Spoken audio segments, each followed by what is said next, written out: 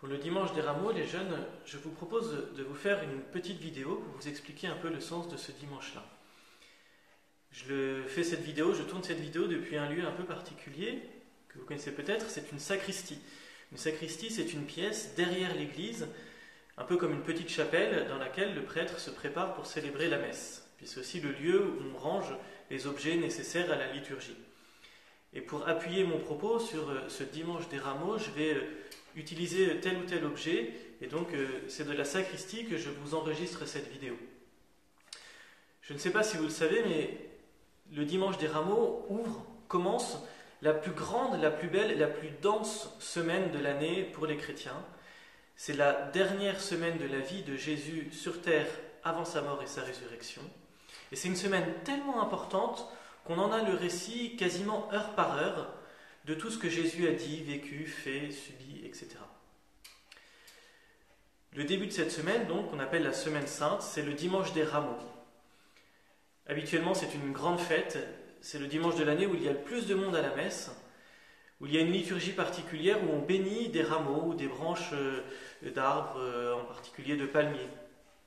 Je vous invite, pour savoir un petit peu précisément ce que Jésus a vécu, ce qu'il a fait ce dimanche-là, je vous invite à aller voir dans la Bible directement ce qui est écrit. Soit vous pouvez prendre une Bible comme Ta parole est un trésor, ou alors une Bible ordinaire, voilà, comme cela. Par exemple, chez Saint Matthieu, au chapitre 21.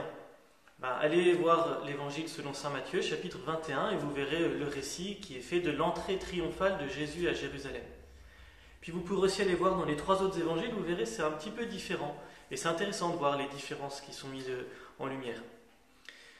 Donc le dimanche des rameaux, Jésus arrive triomphalement à Jérusalem. Vous vous souvenez, Jérusalem pour les Juifs c'est la ville la plus importante, c'est le lieu saint par excellence, en particulier parce qu'il y a le temple. Le temple qui est le lieu de la rencontre avec Dieu. Et Jésus arrive, il rentre dans cette ville de manière très étonnante, à la fois comme un roi et acclamé comme tel, mais en même temps comme un roi un peu bizarre. J'ai une illustration pour vous montrer cela. Vous voyez sur cette image que j'ai ramenée de Jérusalem, justement, on voit Jésus qui rentre dans la ville.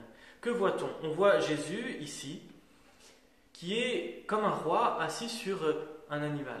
Seulement, à la différence des rois ordinaires, il n'est pas sur un cheval majestueux avec toute une cour et une armée derrière lui, il est sur un petit âne. Un animal un peu fragile, bien plus modeste qu'un cheval, et ça dit que si Jésus est roi, sa royauté est différente des rois ordinaires, en particulier par son humilité. Jésus est roi, il est acclamé comme tel par la foule, dont on voit ici un personnage qui met sur le long du chemin des vêtements, des branches d'arbres, pour que son pied n'heurte pas de pierre, pour qu'il n'y ait pas de poussière qui salisse ses vêtements. On voit donc un peuple qui reconnaît en Jésus un roi, un seigneur. Derrière lui, vous voyez ses apôtres qui le suivent. C'est intéressant de reconnaître Jésus dans cette image-là d'un roi très différent des rois ordinaires. Nous connaissons des rois comme des gens puissants, riches, qui s'appuient sur leur puissance et leur richesse pour leur satisfaction personnelle. Des rois qui se servent de leur peuple pour leur satisfaction personnelle. Jésus, c'est exactement l'inverse et il nous le montre dans la liturgie du dimanche des rameaux. Il est un roi d'humilité. Nous avons à reconnaître en lui qu'il est souverain sur nos vies, qu'il est notre Seigneur, mais que cette souveraineté, cette royauté sur nos vies n'est pas là pour nous écraser, mais pour nous élever jusqu'à lui. Alors voilà, pour ce premier jour de la Semaine Sainte, je vous propose qu'en famille, vous preniez le temps de relire les récits dans la Bible. Je vous ai montré un exemple, par exemple chez Matthieu au chapitre 21, mais aussi chez Marc au chapitre 11, Luc au chapitre 19 ou Jean au chapitre 12. Relisez ces récits de l'entrée triomphale de Jésus à Jérusalem. Lisez-les en famille, méditez-les, échangez. Partagez ce qui vous touche, ce qui vous interpelle, ce qui vous questionne. Prenez un temps de prière en famille. Et puis n'oubliez pas, en ce dimanche très particulier, de participer, au moins d'assister à la messe, à la télévision. Voilà, je vais essayer de vous faire des vidéos pour chaque jour important de la Semaine Sainte.